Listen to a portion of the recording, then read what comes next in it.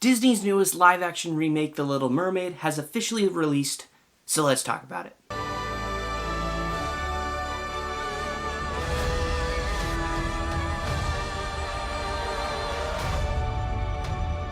Hey friends, welcome back to the Disney Pastor. I'm your host, Tim, and before I talk about my thoughts on the film, I would love to hear your thoughts in the comments down below.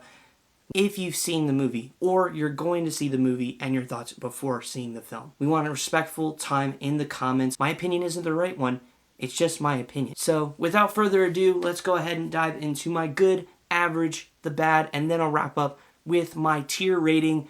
Let's dive in. Ooh, that's good. Starting off with the good, there is a few good things in this movie, and one of the things that really stands out is the casting. For the most part, everybody does a solid job in their roles, but there's three people I want to particularly highlight. Daveed Diggs, who plays Sebastian, of course you may recognize him from his work in Hamilton and a few other projects, but he actually did a really good job during this movie. Following Samuel E. Wright is extremely difficult, and I thought he did a solid job and kind of gave Sebastian some new flavors, more of Daveed Diggs' own style. Halle Bailey did a phenomenal job as Ariel, and I'm not just saying that to say that.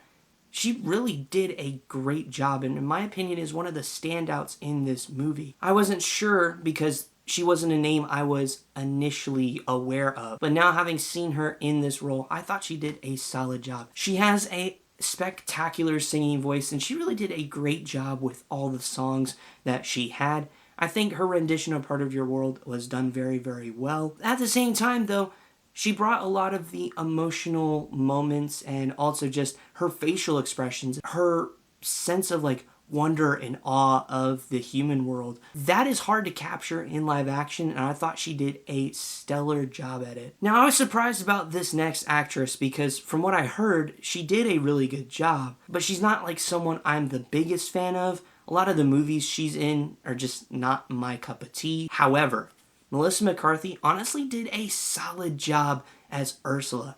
Granted, trying to capture the amazing performance that Pat Carroll, rest in peace, did in the original animated version is hard to top, and by no way does she top it, but she does do a really good job and has her own kind of flavor and spin on the character, while yes, paying homage to the original, who of course is one of the most iconic Disney villains, and is definitely the best role I've seen Melissa McCarthy in. One of the other things that has been kind of dodgy as of late in terms of movies in general has been CGI, and I thought they honestly did a good job, along with the color grading.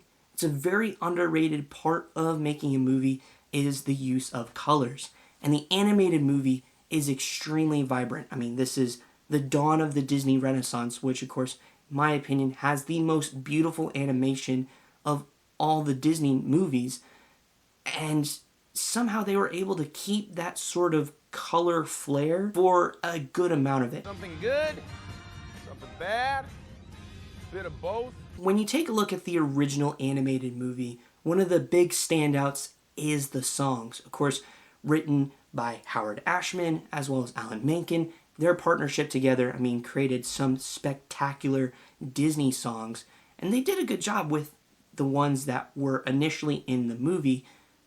They brought on Lin-Manuel Miranda for the new songs, and I thought for the most part they were pretty decent.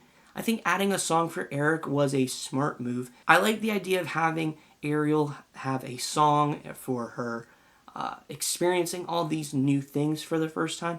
Thought that was clever, again, but it wasn't anything spectacular. We'll talk about the rap song here in a second. One of the other things was Eric's mom. She was a new character in this and kind of explaining that he was adopted into this world, some of that stuff. Thought a very unique take on the character. Not a good or bad thing, just a unique take on the character. Next up is a couple casting choices. I think Javier Bardem is a great actor. I really enjoy a lot of his performances. For us Disney fans, we know the last one he was in with Disney was Dead Men Tell No Tales, which I thought he was pretty decent in, and I feel kind of the same about his role here. I think for me, the part where I have a tension with is Javier is very soft-spoken. He doesn't have a thundering, booming voice like the original voice actor did. And that's how I view King Triton, is a thundering presence. The other thing is Awkwafina as Scuttle. While I enjoy Awkwafina, particularly in Shang-Chi, I thought she did a good job in there. Of course, also thought she was pretty good in Raya and the Last Dragon. I don't think this was the right role for her. The other thing that was pretty decent with this movie was, you know, they added some new things. Obviously, it's a lot longer than the original film. This one in particular being 2 hours and 15 minutes. For the most part, it feels pretty consistent. There are some things that maybe are a tad drawn out. I'm thinking of the undersea scene, which, don't get me wrong, some of it was pretty cool, but after like the song kind of ended its first part, had like an instrumental section, that probably was a little too long. I have a really bad feeling about this. Moving on to the bad. I talked earlier about how there was a certain CG scene that did not go over well, and that is the finale. Now, for the most part, the finale's pretty solid. They did switch Eric and Ariel's roles, so Ariel was the one who saved Eric, which was interesting. What was kind of the gripey part of it was Ursula's face. It's just not done super great. Like, I mean, they hide her face for the most part. I mean, it's dark and rainy, so you don't really see too much of her face. But when you do, it just, something looked off. One of the other things is, with adding new songs, there always comes the challenge. I think the best one that really nailed it on the head was Beauty and the Beast. There's one song in particular, which if you've seen the movie, you know where I'm going with this, which is the rap song. It's not good. It's not good at all, and it just does not make any sense. It does not fit with the story. Overall, this is honestly a pretty solid movie. I think when comparing it to, of course, the original stands out, and it is definitely elevated compared to this one. But honestly, I think they did a pretty decent job with it. Anytime you remake a Disney movie, you're going to face backlash, and you're going to have just some hard challenges. And this movie definitely has its flaws, but at the same time, it was enjoyable. I really liked the story of The Little Mermaid.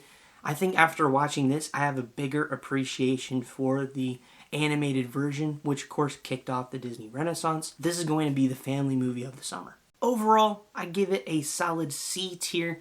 Just keep swimming. It's not the best.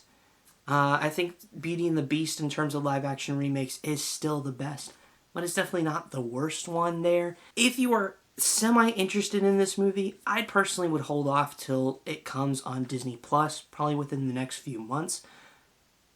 But if you were like super anxious to go see it, I'd go see it in theater. You know, I think it's a fun time for the whole family. Anyways, that wraps up my thoughts on the film. If you have yours, join me in the comments down below. I'd love to hear your thoughts on the film. Did you like it? Did you not like it? Please keep it respectful. And with that, thank you all so much for watching. I hope you enjoyed the video. If you did, please give it a big thumbs up. I'd greatly appreciate it.